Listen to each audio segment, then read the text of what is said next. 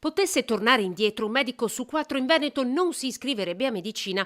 Il dato preoccupante emerge dall'indagine condotta a livello nazionale da FADOI, la Federazione dei Medici Internisti Ospedalieri. Uno scoramento evidente dai dati raccolti. Il più preoccupante è quello sulle intenzioni di abbandonare la sanità pubblica.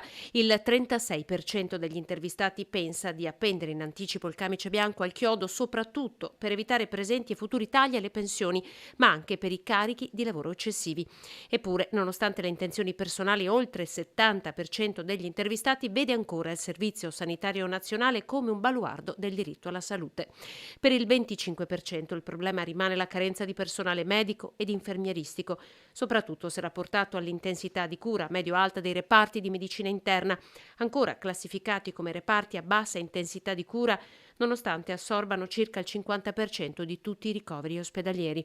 La scarsa valorizzazione del medico di medicina interna nell'organizzazione del lavoro ospedaliero è invece segnalata da un altro 25% degli internisti, quasi un plebiscito per l'utilizzo degli specializzandi a copertura dei vuoti in pianta organica.